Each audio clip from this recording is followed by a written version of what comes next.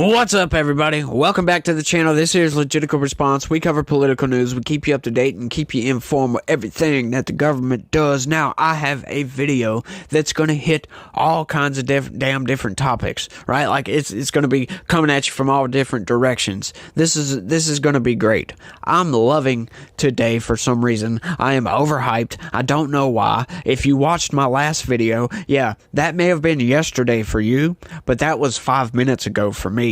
So I'm still up on that hype, and I'm not sure why. Just sometimes I get hype and just can't shut the hell up and just continue to talk endlessly until the cows come home, if you will. But we are going to be talking about all kinds of different subjects. We're talking about the Supreme Court and all the unfinished business of the Supreme Court. Check this out. Supreme Court has a lot of work to do and little time to do it with a sizable case backlog. That's right. The Supreme Court is headed into its final few weeks, with nearly half of the cases heard this year still undecided, including ones that could reshape the law on everything from guns to abortion to social media. The justices are also still weighing whether former President Donald Trump is immune from criminal prosecution in the election interference case against him, more than a month after hearing arguments. The court heard 61 cases this term, and 29 remained unresolved, with some decisions expected Thursday and Friday. Here's a look at some of the major undecided cases. Presidential immunity. Here we go. This is going to be a very major decision. This is going to allow for any time, any president, if they find that presidents do not have immunity from criminal prosecution, now every time a president comes out of office, the opposition party is going to start going after that president for anything and everything they did. This is going to really open the freaking floodgates for criminal prosecutions of presidents. Do they really think, because the Democrats started this by going after Donald Trump on some really, really minor, novel legal theories that very hard to prove, if you can prove them outright at all, and stuff they really shouldn't be doing. They're playing very dirty political games with Donald Trump. So now we're going to get into a tit-for-tat situation where, yep, they already started it. So now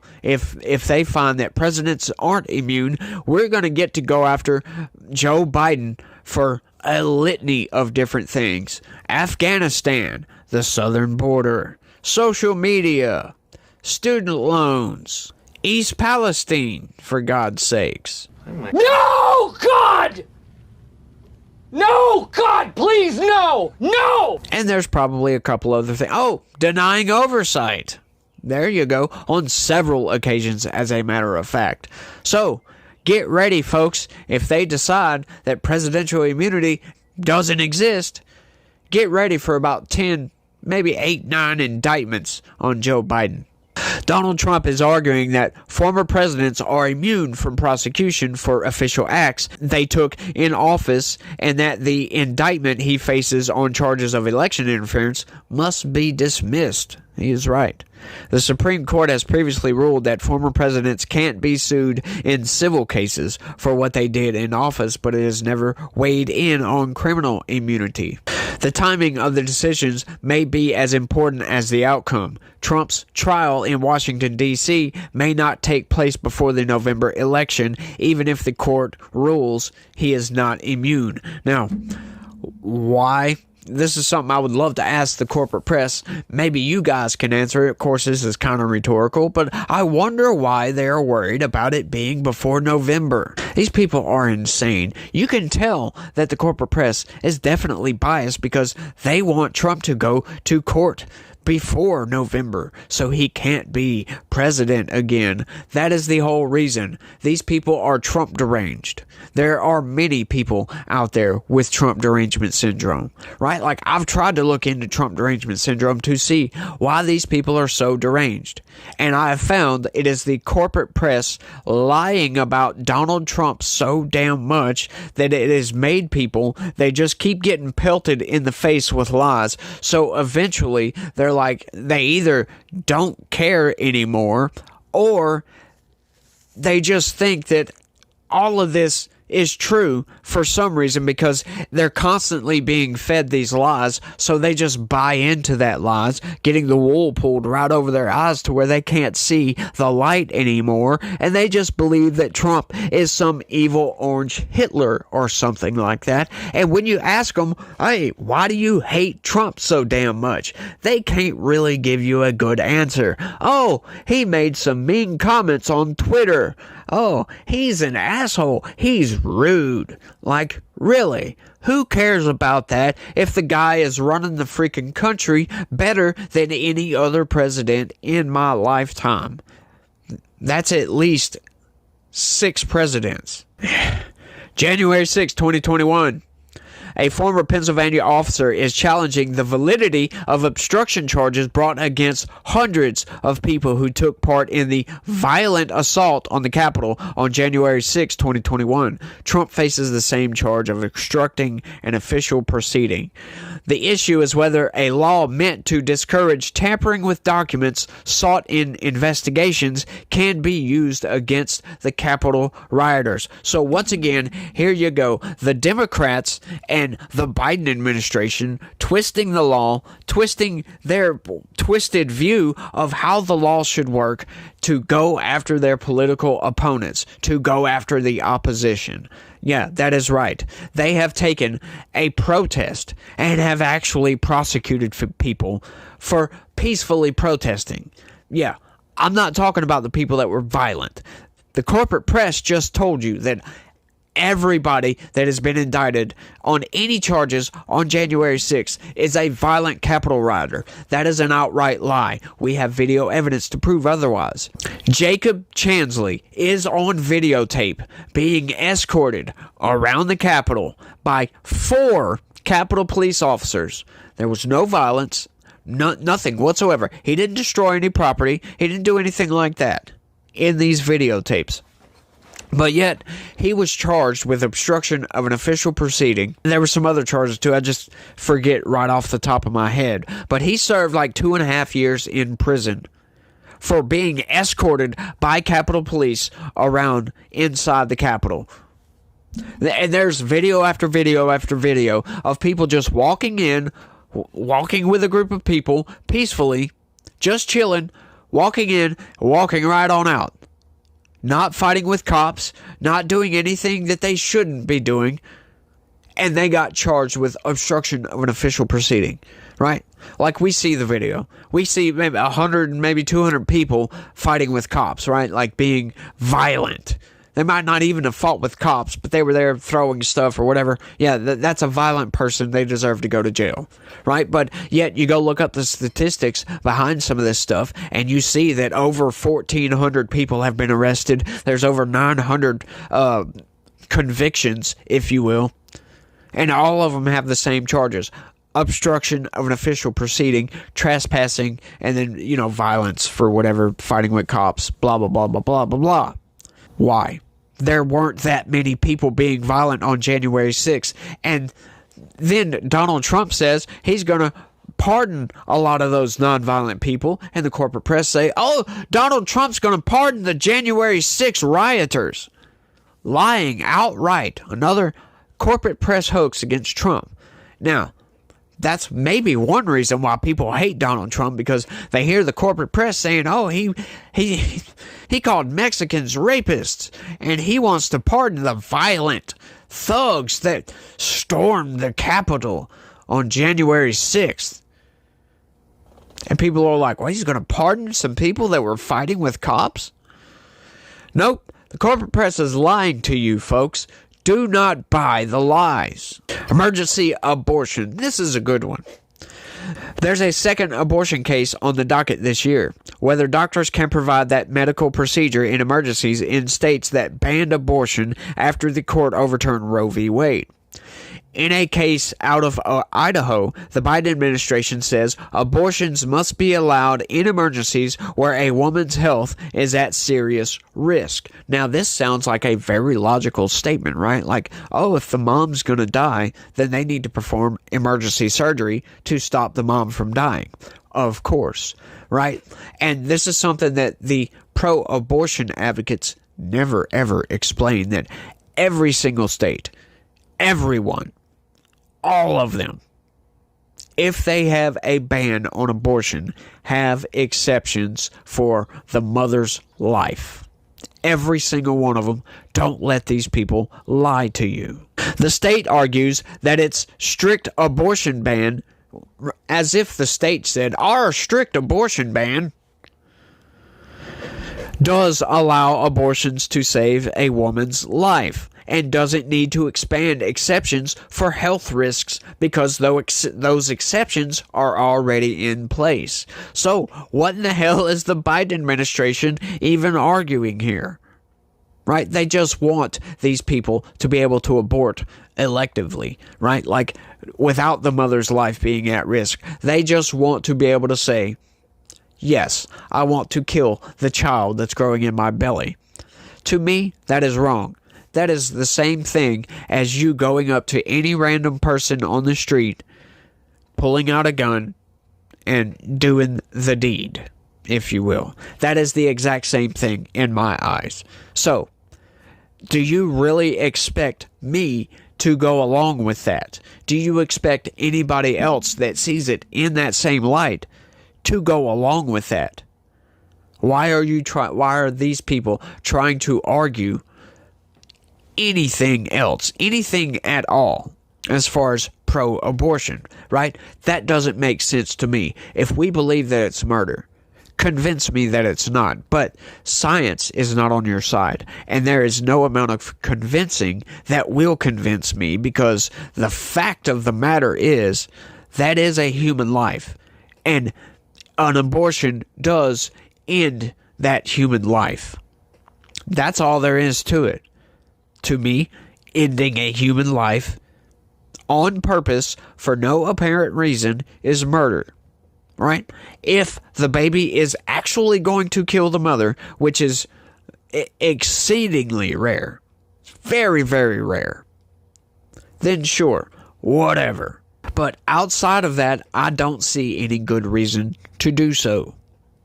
Once again, I'm a person of compromise, though.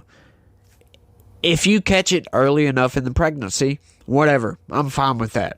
If you catch it early, go right ahead. But if it gets past, 6, 8, 9 weeks, I'm sorry. You're taking a human life at that point. And I do not agree with that at all. Guns. The justices are weighing whether to uphold a federal law that seeks to protect domestic violence victims by keeping guns away from the people alleged to have abused them. To alleged. Yeah, I don't think that's right. Right? Like, I don't always agree with if you have felony convictions that you shouldn't be able to buy a gun, right? Like, I think that should be limited to violent convictions, right? But definitely not alleged, right? Like, you can make any kind of allegation that you want to. That is a grave violation of the Second Amendment, right? Like, somebody can just make up an allegation and all of a sudden you can't have a gun. You'll have your guns taken away if you already have guns, and you will be prohibited from purchasing guns in the future. I think that's a very bad idea, if you will.